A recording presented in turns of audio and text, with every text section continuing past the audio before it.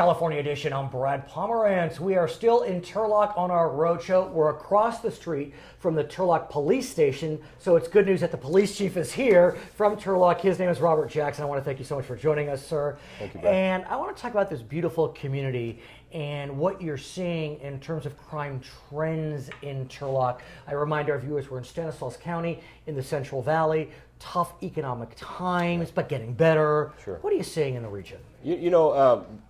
Turlock's a wonderful community. First off, welcome to Turlock. Thank you I'm so glad much. you came down, Yeah, and for it sure. is a beautiful community. Great residents here. Right between Fresno and Modesto. It is, yeah, right in between. And crime trends in the Central Valley in general are kind of plateauing out. We're seeing some increases in crime.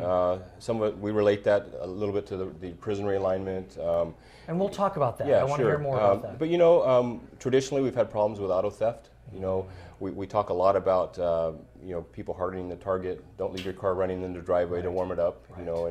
And we're seeing great success with that. We've really went down as far as we're in the Modesto ranking area, which in the past has been very high for auto theft, and we've seen some great success with bringing that down.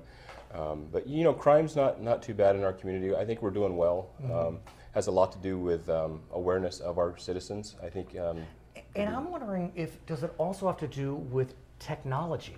Because I'm always surprised when I look at crime trends over this decade. I would have thought, as most sociologists would have thought, that when the economy took a real dip, crime would have spiked. Yeah. But it didn't. It went down. And so I've asked many, how did this happen?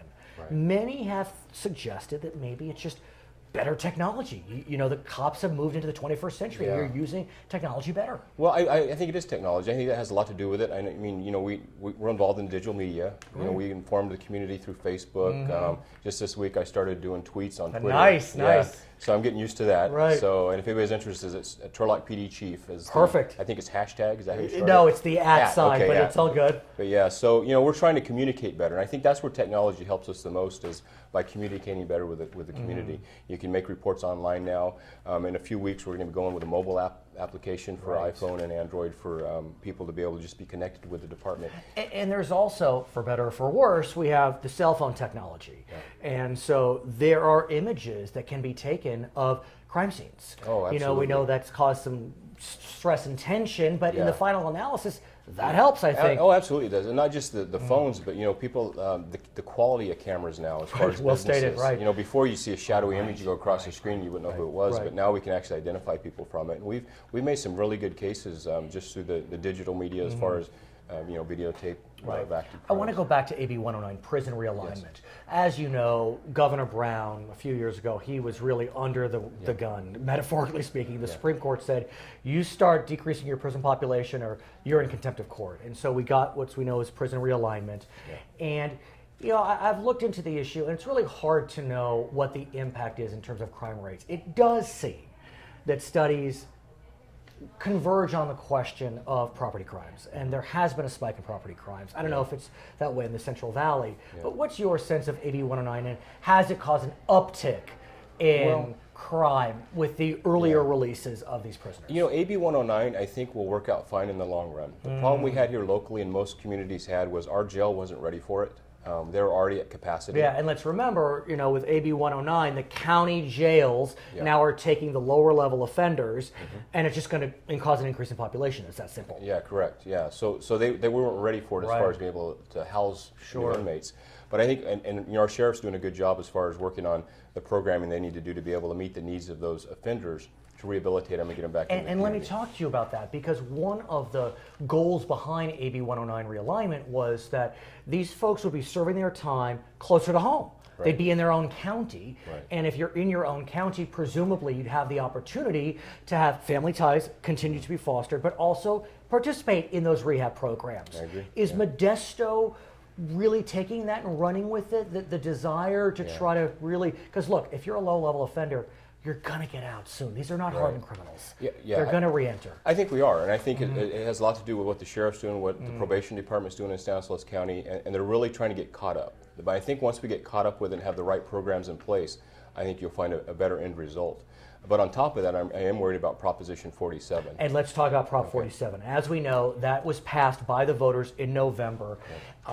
Candidly, I wasn't that surprised it passed. I mean, it's kind of the trend where folks are looking at, quote, lower level offenses and feeling as if in the wake of the Supreme Court decision and otherwise. And what Prop 47 did is unless the third strike is a serious event, it won't be considered a third strike. Yeah, but there's more to it than that. Please. That's a simple. That's a simple answer to it. It's going to go a lot deeper than that, and I could probably talk for an hour. No, but it's important. Do talk for at least 60 seconds. I'll give a couple seconds on it.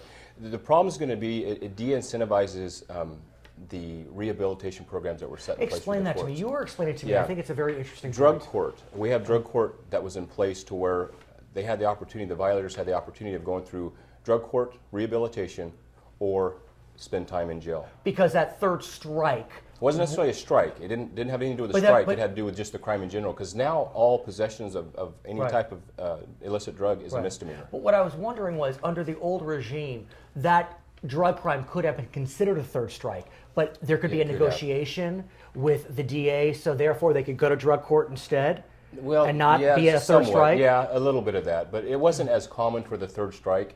It was more just incarceration in general. And what we found was, without incentivizing them to go through rehabilitation, they wouldn't attend it on their own.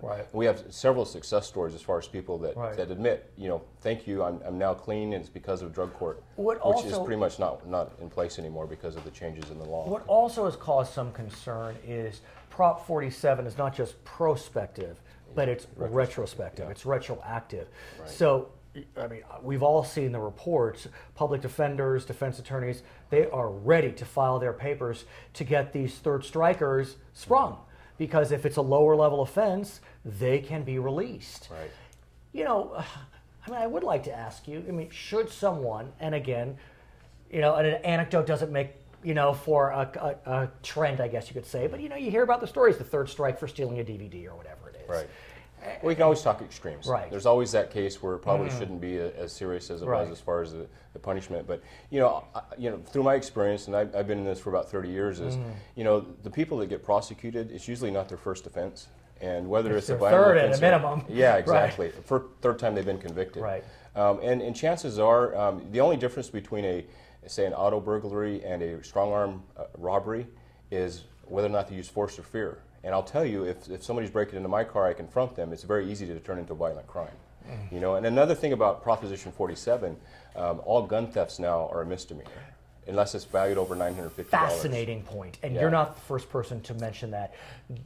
You would have thought, and forgive me for being stereotypical, but the people, I guess, on the left side of the political spectrum, who presumably would have supported Prop 47 and written the language, would not have been in favor of gun rights per se. Again, I'm being stereotypical. And why would they? You would have thought they'd exclude that. I don't know if it's a gun rights issue, but it's more of I've never met anybody to steal a gun that wasn't going to use it for a crime of violence. You don't steal guns to collect them. You steal guns to commit crime. They would have kept that as a more serious crime because those on the left are not in favor. It is a serious crime. Yeah. Well, and that's the problem with doing criminal justice by initiatives, because there's no vetting process. It is what it is. It's written, and you get what you get.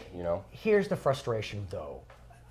You're not alone in law enforcement being upset about Prop 47. Many of your colleagues upset about 109, but it's here. Oh, absolutely, and we'll deal with it. And so, what do you do? Well, I think the biggest thing is we work on crime prevention. We prevent the crimes if we can. And we'll adjust. We'll do the best we can. And I think the biggest thing is listening to your community. But with 109, at least they go into a program.